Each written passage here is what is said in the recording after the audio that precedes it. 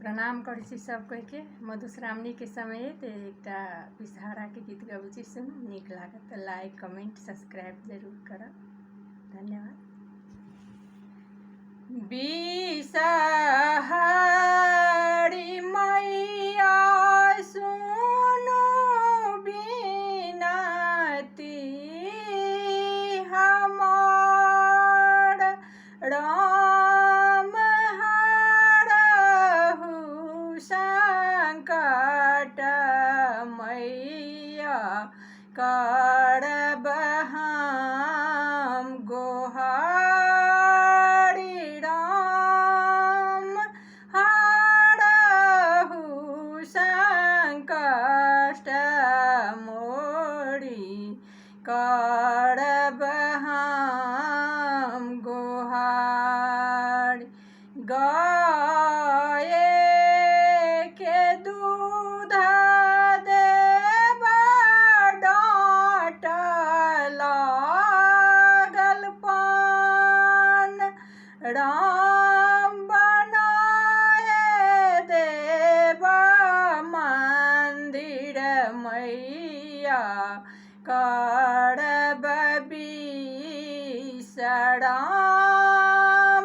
राम बनाए देब मंदिर मैया करब विश्राम।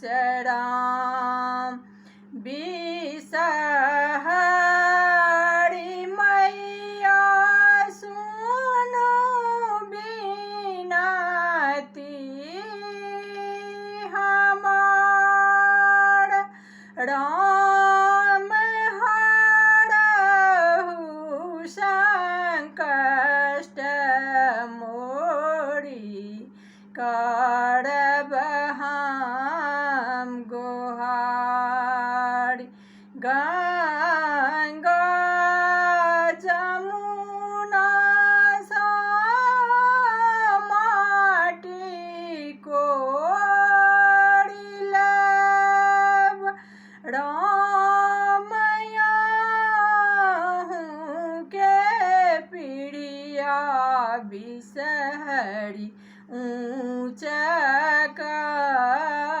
बनब, राम अहूँ के प्रिया बिसहरी ऊँच बनब। बिसहारी मैया सुनु बिनती हमर, राम हरहु संकट मैया करब हम गोहारी। हाट बजार सँ गुगुल मंगेब, राम चाहु दिस बिसहरी मैया गुगुल देखब।